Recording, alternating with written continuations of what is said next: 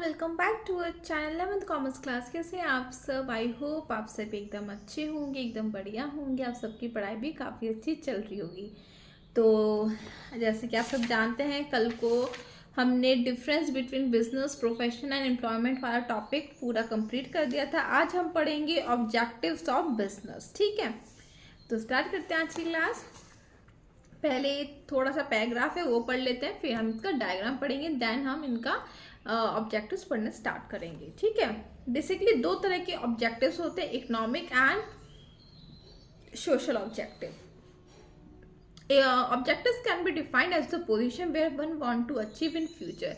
तो ऑब्जेक्टिव का बेसिकली मतलब क्या होता है कि आपका है ना कि आपका एम क्या है। आपका हम नॉर्मली पूछते हैं कि आपका ड्रीम क्या है, आपका एम क्या है।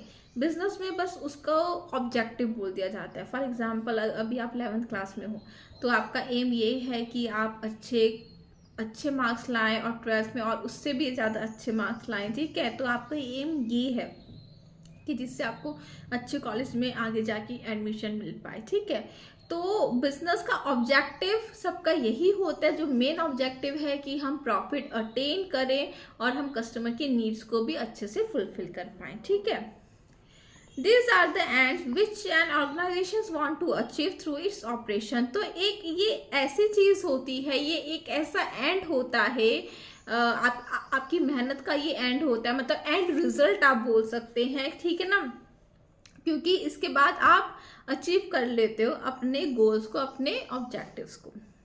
This are measurable in quantity terms. इसको आप क्वांटिटी के क्वांटिटी टर्म्स में इसको मेजर कर सकते हो। ठीक है ना, देखो कुछ तो आप क्वांटिटी के टर्म्स में आप मेजर कर सकते हो, लेकिन कुछ आप क्वालिटी के टर्म्स में मेजर करते हो।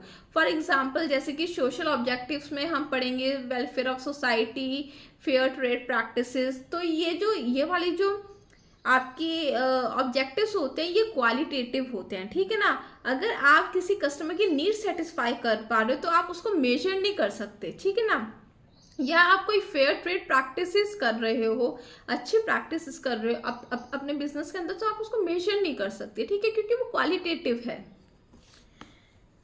Keeping this in view, business is establish to achieve certain objectives. देखो, अगर आप दुकान खोल के बैठे तो आपके कुछ ऑब्जेक्टिव्स हैं। This objective refers to the return.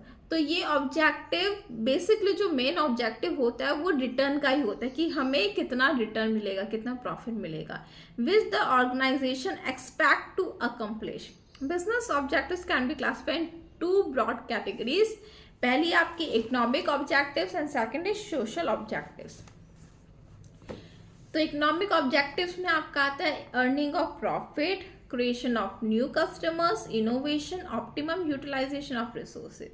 Social objectives में आता है fair trade practices, welfare of employees, generation of employment, quality goods, protection of environment, welfare of society. ठीक है, तो पहले आज हम स्टार्ट करते हैं इकोनॉमिक ऑब्जेक्टिव्स को पढ़ना। पहला आपका अर्निंग ऑफ प्रॉफिट, मैंने अभी आपको बताया था।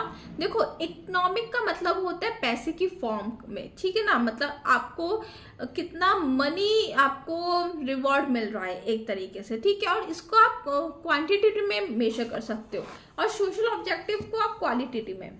ठीक है ना, क्या बोलते हो, सो क्वालिटेटिव में। ठीक है, earning profit, generally profit is regarded as the main economic objective of any business. तो हर बिजनेस का एक सबसे पहला मेन ऑब्जेक्टिव यही होता है कि हमें प्रॉफिट कमाना है।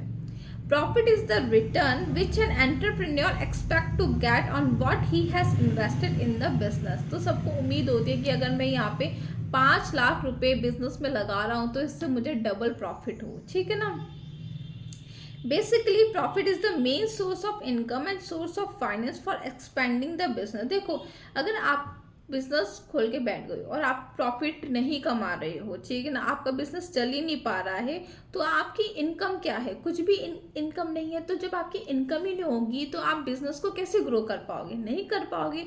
आप कैसे अपने बिजनेस को सक्सेसफुल बना पाओगे? नहीं बना पाओगे। और वहीं पे अगर आप प्रॉफिट कमा रहे होंगे तो आप बिजनेस को और एक्सपेंड कर सकते हो, क्योंकि वहां से आपको एक सोर्स ऑफ फाइनेंस मिल रहा है। ठीक है ना, it is one of the key factor which determine the overall efficiency of business enterprise.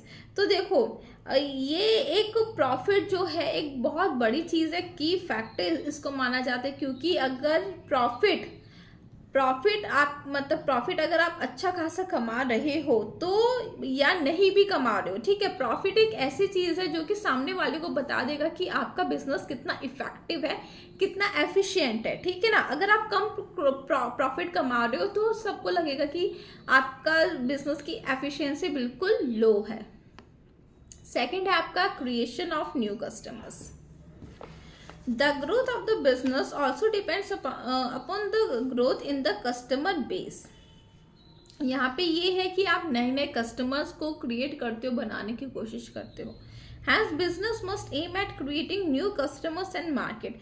तो यहाँ पे बिजनेस का मेन एम आपका ये रहना चाहिए कि कस्टमर्स, आप नए नए कस्टमर्स को बनाओ, ठीक है, अट्रैक्ट करो और न्यू मार्केट में भी आप एंटर करो।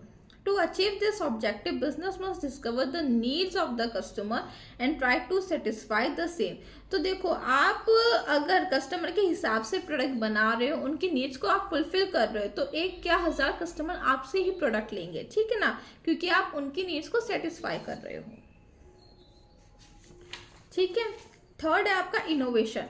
Innovation means creating new products or new uses for existing product through new ideas। तो innovation का मतलब क्या होता है, या तो आपने बिल्कुल ही अलग प्रोडक्ट, नया प्रोडक्ट बना दिया, और दूसरा क्या होता है आपने पुराने जो आपका एग्जिस्ट कर रहा है मार्केट में, एग्जिस्टिंग प्रोडक्ट जिसको हम बोलते हैं, उसी प्रोडक्ट में आपने कोई नए चेंजेस ला दिए हैं, ठीक है ना।